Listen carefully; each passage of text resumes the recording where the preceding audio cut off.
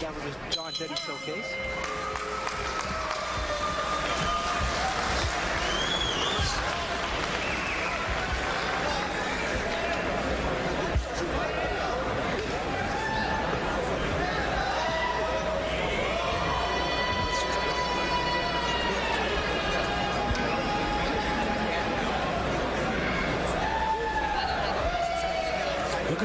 You can see Paulie here working the jab.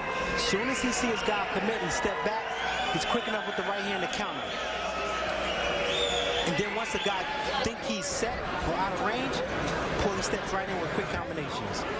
Very sharp punches there from Paulie Magic Man Malignaggi in round 3 of the scheduled 8. Broadway boxing here at the MGM Grand at Foxwoods in Mashantucket, Connecticut.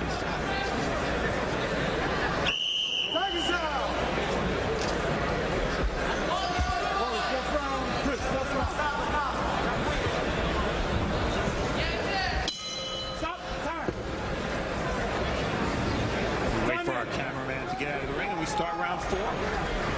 You know, Brian, I still rate Paulie Malignaggi despite the loss to Hatton. He's still in my top 10 at 140 pounds, but there are a lot of good young 140 pounders. Guys like Lamont Peterson, guys like Victor Ortiz, Devin Alexander. So Paulie, you know, slowly as time goes on, he's becoming sort of one of the senior citizens, even though he's not even 30 yet.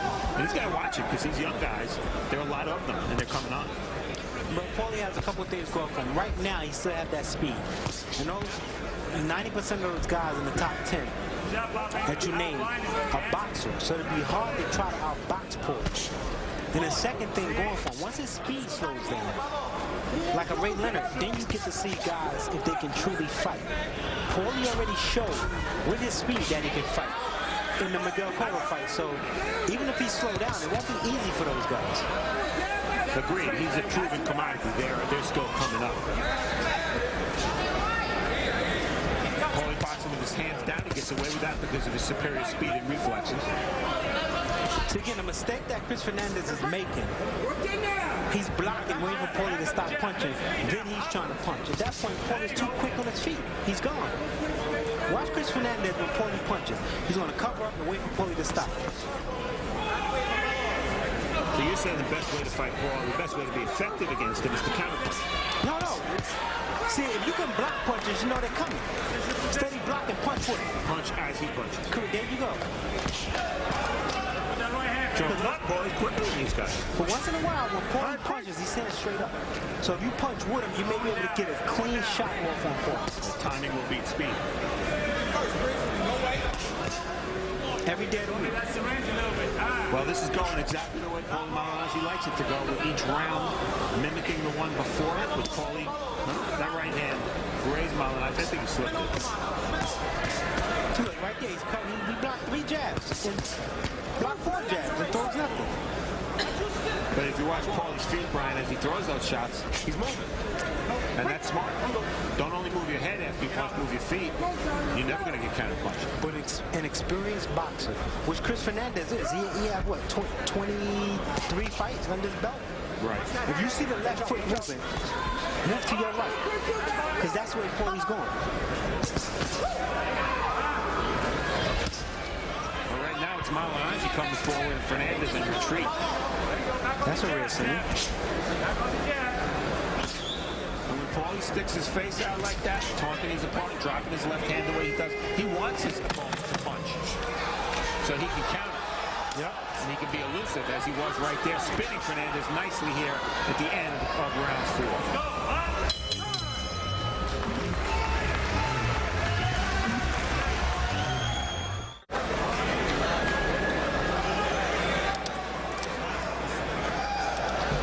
Action from round 4, Brian.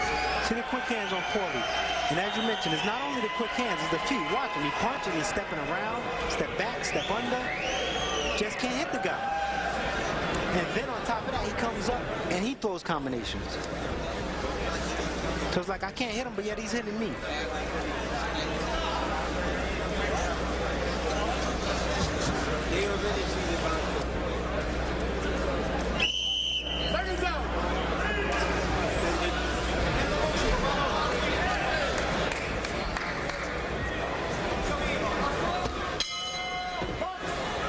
We're ready for the start of round 5 here at the MGM Grand at Foxwoods. Paulie Malignaggi in the white and black trunks. Chris Fernandez from Salt Lake City, Utah, in the green and white trunks. Kid KO. Rounds 1 through 4 all quality. I'm not even going to ask you, Brian, how to score because how you have it scored because I know.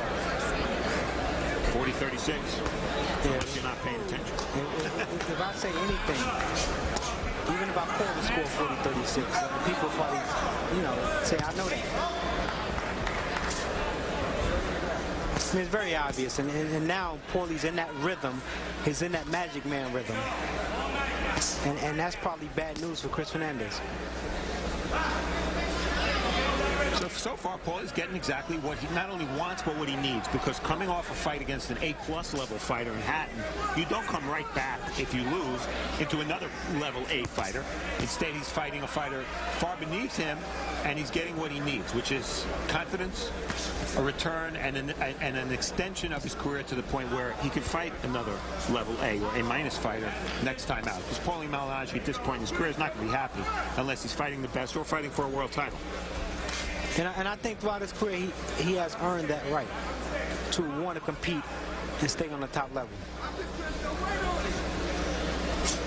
Yeah, he's just waiting, giving Paulie too much room. I take that back. I think he did get that memo. I mean, because this is not the recipe of success against Paulie Malignaggi.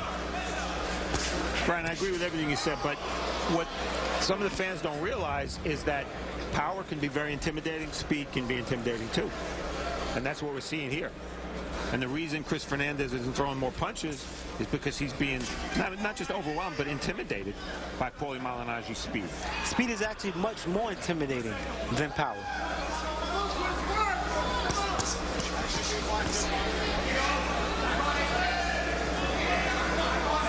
And I don't think the viewers nor the crowd understand or realize how hard it is to do what Paulie does. To beat another professional boxer every minute, every round, that's not easy. It's a different level of fighter. That's basically what it is. If Fernandez trying to come on here, you get the impression of Paulie. Now he's 5'8", 140 pounds. He's not going to play NFL football or NBA basketball, obviously, but with his reflexes, it's just a superior athlete. Yeah, absolutely. He knows his strength and he plays to his strength, and that's what makes him so effective. And round 5 was scheduled for 8.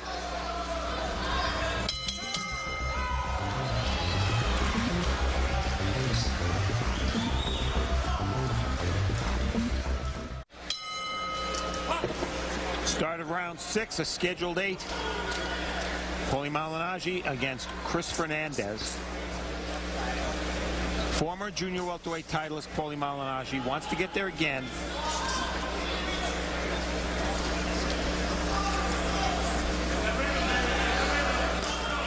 I think he's right on course. There's Ricky Hatton is now campaigning at 47. And I think he's going to stay at 47. So, it's still there for Paulie Malignaggi to go dominate and become the consensus junior welterweight champ. It's been 5 months since Malignaggi lost to Hatton in Las Vegas. That jab that starts at below Malignaggi's hip and comes up. An up jab. You think that could be harder for opponents to see because of where it starts from, as opposed to a jab that starts at chest level? No, speaking through experience, I sparred with Paulie, a few times. It's just that it's so quick that it gets to you so quick. It doesn't bother you that it's low because you can see it coming up. But once it comes up, it comes up just so quick. That's what makes it hard to defend.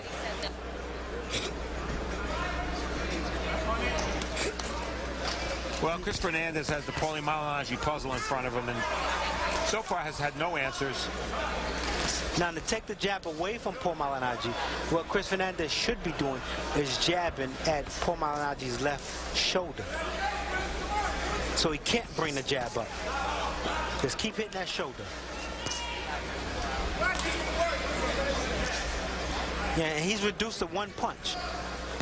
He'll never hit Paulie with one punch. At least not one solid punch. Explain this to me, Brian. We've both seen Paulie for many years, obviously.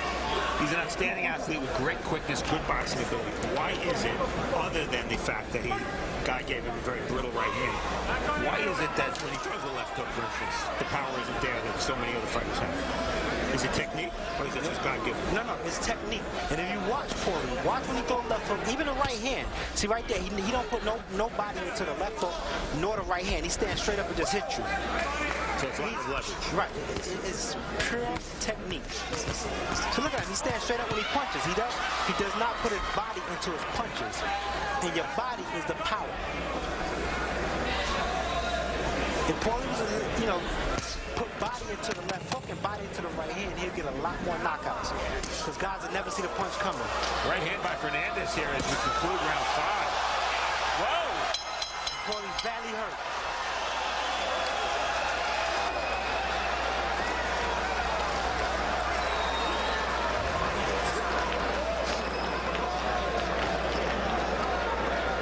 What happened there? Paulie Malignaggi was dominating this fight. Last seconds of round 5. Well, you can see Paulie knew at the end of the round. He backed up. It was pure timing on Chris Fernandez. He timed him.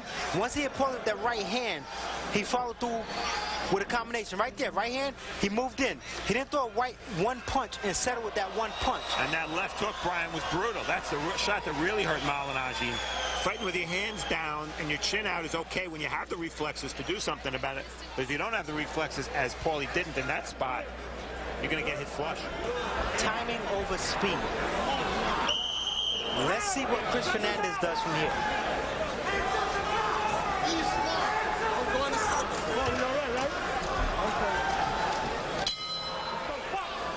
Round 6 of a scheduled 8, and suddenly there's drama in a fight that was virtually void of it for 5 rounds.